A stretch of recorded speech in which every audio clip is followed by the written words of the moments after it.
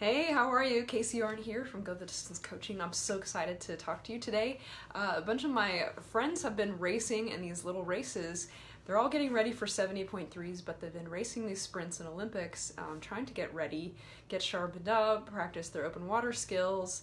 And I know that lurking in the back of maybe your mind and some of their minds is, okay, so I did this race. If I look at how I did in my age group, there's a couple of places where I'd really love to drop some time so I stack up better against the other people in my age group. If this is you, I've got a couple of suggestions for you today, so make sure and listen up. If you're racing more than one time, maybe you're looking at your transition times, maybe you're looking at how you did in a particular sport and thinking, I don't really have a lot of time before my big race, but maybe there's something I can do to drop a few minutes. So if you could make a couple of small tweaks to what you're already doing in the next couple weeks and drop several minutes without dropping a bunch of money, would you want to do it? I mean, say yes, right? So this is not going to be about, getting an expensive bike fit or buying some fancy wheels or anything like that. I'm going to give you some free things that you can do to drop some time. So I've got 3 suggestions for you. First of all, if you want to drop time in one of your sports and you're in good condition and you're not flirting with injury, so your body is able to take it, one of the things you can do is to introduce some structured interval work if you haven't already. I run into so many people who approach their swim as a long, unstructured swim that's the length of their event. And that's really all they're doing. They're getting in the pool, they're swimming continuously for 30 minutes, and they're getting out. But they're not really doing any interval work to try to get any faster. Now, you can spend money going and getting a lesson and trying to tweak your technique, but if you don't have the opportunity to do that, and you just want to drop some time quickly, then you can use that structured interval work to help you. This also works for the bike. If you hate your trainer and you never ride it, and all you ever do is go out and ride with your friends or alone, but there's not really any structure to what you're doing, you are gaining endurance. But what the interval work is going to give you in any of the 3 sports that you do it in is more muscular endurance. And this is going to help you not just go long, which is what you need to finish your race, but to go long faster and to hold that speed to the end. And we'll talk about that in our 3rd point. But introducing some interval work is really going to be helpful. So if you're thinking about intervals, there's a lot of ways to do this. You could kind of grade them in terms of effort level. This is the easiest way. You can also set heart rate zones. You can set zones in terms of pace, things like that. There's a variety of ways to do this, but if we keep it really simple, and I love this system from Matt Dixon at Purple Patch Fitness, he calls everything easy. This would be your recovery pace or cool down or warm up. Smooth, which would be a little step up from that, maybe where you might race the bike for an Ironman. It's a little above easy. And then strong is going to be faster than smooth, where you're going to have to start to focus. So if you are not really paying attention, you might drift downward from this kind of strong effort. So it takes a little effort, but you're not huffing and puffing. Now, above strong would be very strong, and now you're still aerobic, but just barely. And this is an awesome place to train. If you don't spend a lot of time here, if you're spending a lot of time at strong, but you're not really spending time on the opposite ends at very strong and smooth or easy, then you're really cheating yourself in terms of what you could do. So if you're approaching all of your workouts kind of in the middle, you're not getting the really strong impulse of the very strong or even the hard, which would be more anaerobic work. And you're not also resting like you would be if you were doing smooth or easy. You're kind of in the middle. So you're getting tired, but you're not really getting full benefit. Whereas if you took part of that time and you put it way up into the higher reaches and then spent the rest of your time down in easy, you'd really be able to execute well on those harder intervals. So I challenge you, if you don't have structured intervals for one of your sports, try adding that back in. If you have questions about how to do that, definitely encourage you to join my free Facebook group. I'm going to drop the link down there in the description. So go over and click on that and join up, and you can ask those questions there, and I'll be happy to give you more details about how to do that exactly.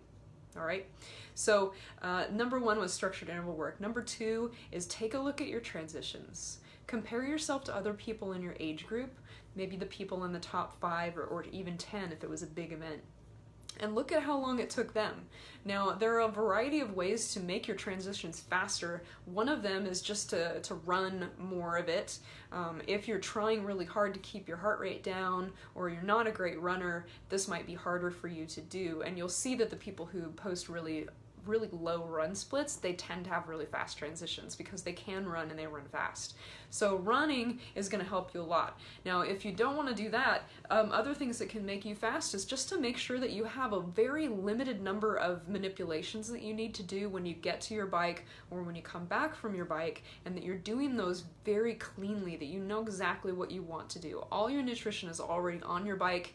You don't have to futz with a bunch of stuff. You're just putting on your sunglasses, your helmet, and either you have your shoes clipped on if you practice doing that, or you're putting your shoes on and running out, and you know how to mount smoothly, you know how to dismount smoothly, you know how to run with your bike so that it actually does what you want it to. I had this problem at a recent event where I had not been practicing my transitions, and I basically crashed my bike on the way out. Thankfully nobody else was around, so I didn't impede anybody else's progress, but I had to basically futz with my back brakes because now I was rubbing against the wheel. So you don't want to be doing things like that, and you definitely don't want your back brakes rubbing. If that's ever happened to you, I would love for you to just say something in the comments, because man, those are great, very sad stories.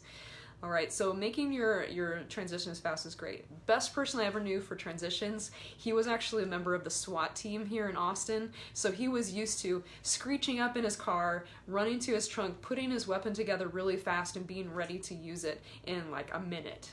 And so you can imagine he knew exactly what to do on his transitions. He practiced it over and over, and when it came time for race day, he didn't just say, that's okay. He executed every time. So very fast transitions. If you bring that same intensity to your transitions, I mean, there's no telling how many minutes you could cut off. You could lose 5 minutes there. It's hard to lose 5 minutes, say, on the run or the swim.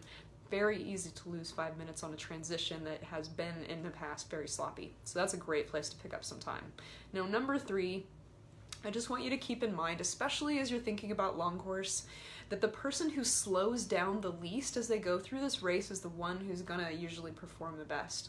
So if you tend to start off like a jackrabbit really fast at each leg, or maybe just one of them in particular, and then slow down a lot, and I see this a ton on run leg of these longer races, if you can find a way to pace yourself better, or to pick up your endurance so that you can pace yourself better and not slow down, you're going to have a much better day. So this could mean, say, if your run is deteriorating, one, if you improve your fitness on the bike, you will come to the run with more fitness, and you're going to have an easier time keeping up your pace. And making sure that you start slowly enough on the run is also very helpful. If you burst out of transition at 8-minute miles, and within 5 miles you are starting to have to walk frequently, obviously you're getting much slower as you're going through that run leg. And if you would have started off at 10-minute pace and then decided partway through that you could actually run faster, then you're gonna have a much better day than if you start at 8 and you end up at 12, 13, 14, 15, even 16-minute miles with a lot of walking. So pacing yourself early, having the endurance, the muscular endurance to get through, and choosing the right pace from the start, they can really pay off. All right, so if you found this helpful, I want you to drop me a thumbs up in the comments below, and I'll also love for you to come over to my closed Facebook page, which is free to join, where we've got lots of tips and tricks for long course racing. It's focused on the Waco 70.3, but we welcome people who are planning for any long course race, and get your questions answered. I'm posting good advice there, and thank you so much for joining me. I'm excited to share more videos with you each week, so I hope to see you back here on Wednesday next week. Have a great week. Bye bye.